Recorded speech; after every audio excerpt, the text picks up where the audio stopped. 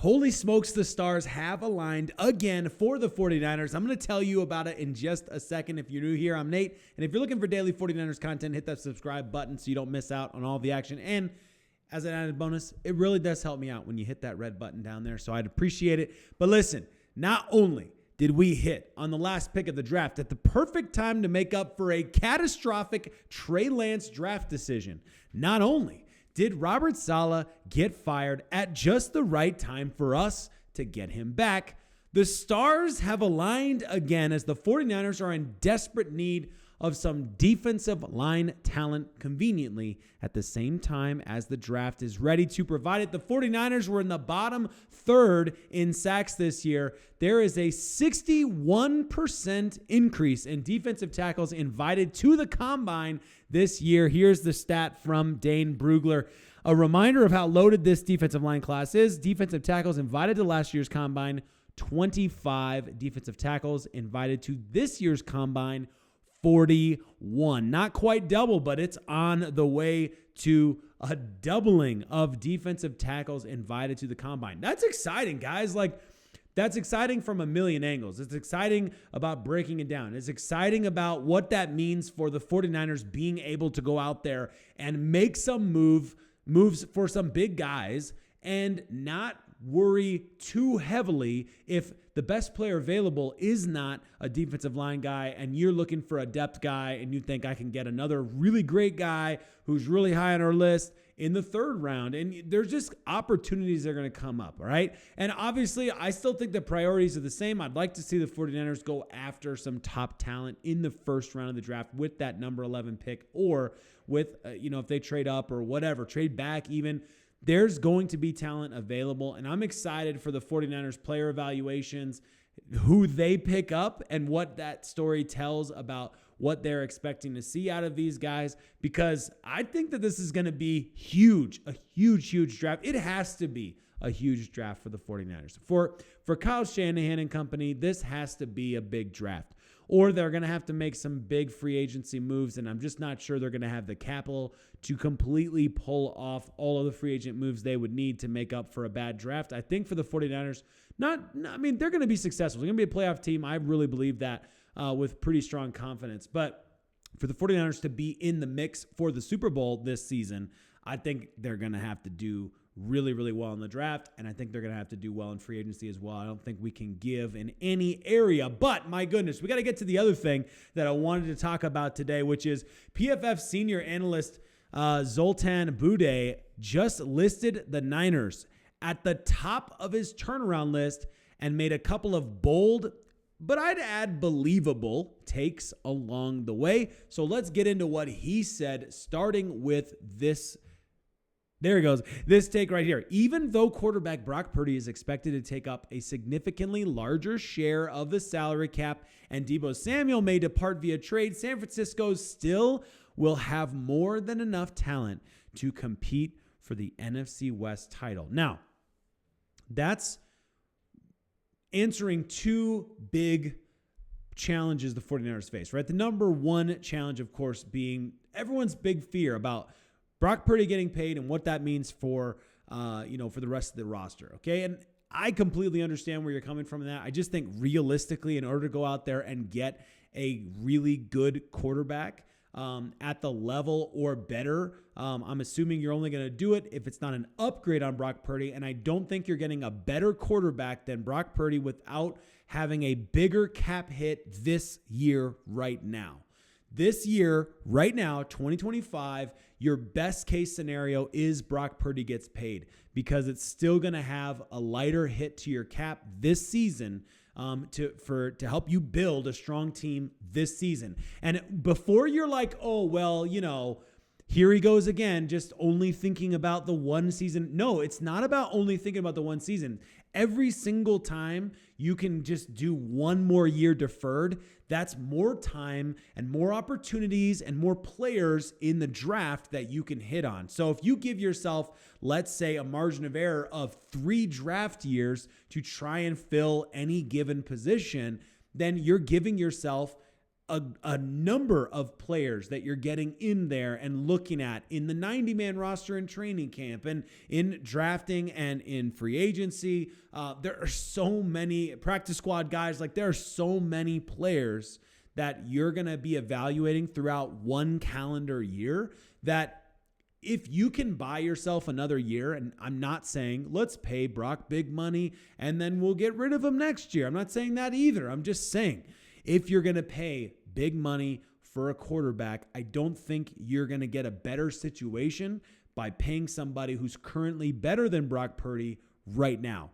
Whoever that even is, let me know in the comments what you feel about that. But that's the first question answered here from Bude, and I thought that was interesting. Okay, but then number 2, okay, the other one being the Deebo Samuel thing. And we've talked about Deebo. I'm not going to go to great lengths to prove or make my point on Deebo because I think I've made it pretty clear. But as far as I'm concerned, can the 49ers survive without Deebo Samuel? I agree with this take here that the 49ers are going to be just fine without Deebo Samuel. I'm not saying that Deebo is trash. I did not say that. I will not say that. I still believe he has miles left on the tires. I also don't believe he's ever going to play at his previous level. I just don't think he's ever going to be. I think he's on the downward trend. I think he's had weight issues. I don't think he's lost a step per se. I just don't think he's found his groove in a while now, and I'm just not sure if he's ever going to see that level again. I don't believe he's going to see that level again. And I hope the best for him and his career as long as he doesn't go to a rival. But that's like my take on Deebo Samuel, and I'm totally comfortable with your guys' commenting on that one, disagreeing. But here's one other thing. This was David Bonilla, by the way. I meant to put that in the article and apologize. I didn't write that out there. So I'm going to say it out there. David Bonilla with the article, 49er Web Zone. Bude views the 49ers' disappointing season as an anomaly rather than a trend, attributing much of their struggles to injuries.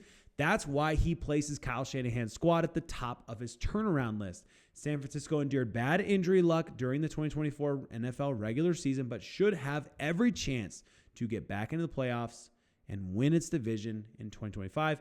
All right, I'd argue if I could, man. I'd argue if I could. And I think the key phrase here, and the reason I wanted to bring this one up, was this question right here. And let me know what you think. Do you believe, okay, and we're going to get back to the other thing that he said in just a second, but that I actually disagree with. But do you believe that this season was an anomaly or a trend?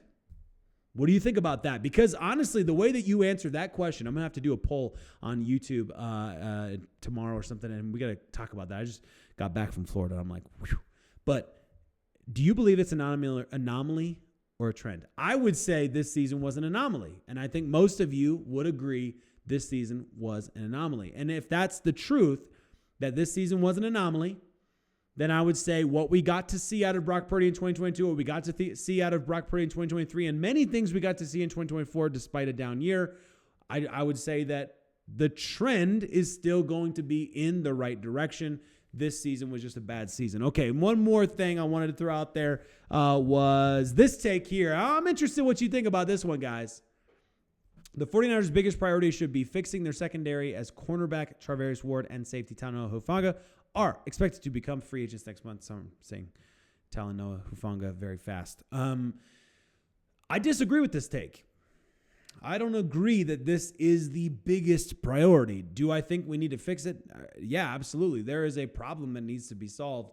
And I would suppose if you went off of PFF numbers alone, this makes sense because you're losing 2 guys in those positions who are top-rated guys. So PFF grade, whatever, like that, I get that argument. Malik Collins actually did pretty well by most of the PFF numbers.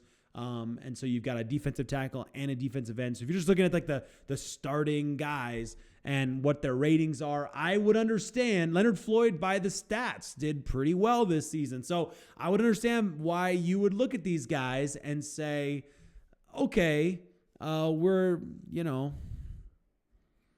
we need to focus on these other positions in the secondary more than we need to focus on the defensive line. But I don't agree with that because I think everything starts with the trenches. Everything starts with the line. Everything flows out of that. If our defensive line could be just one or two stud players bigger, better, and faster and more monstrous, then I think it helps everybody else downstream. Does it mean we don't need a great safety? Of course we still need a great safety. And we need to go find somebody because we're probably not going to have Hufanga back. Does it mean that we don't have to find another corner? We do have to get another corner.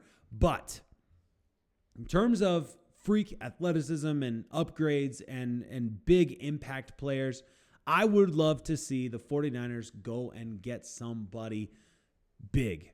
I don't even say that, right? Like, I'm thinking like a Mason Graham kind of big, and I'm saying that, and I realize I'm not actually saying I want you to go and get somebody big. I want you to draft for that position.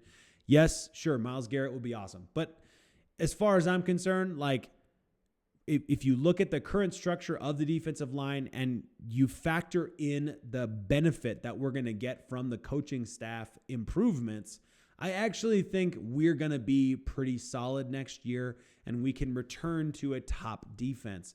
And so I'd be comfortable if we got through.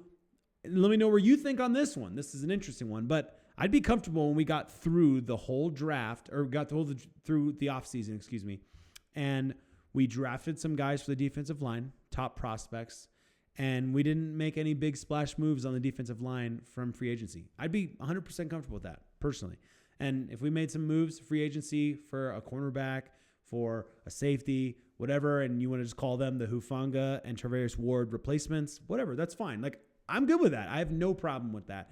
I would be comfortable in that scenario. I don't think the 49ers have to make a big free agent move on the defensive line in order to improve. I think we're in a good spot and could get better. That's what I'd like to see. And for long-term planning, it would be kind of nice to have some of these young guys on rookie contracts being top contributors like we've seen happening to teams all around the league.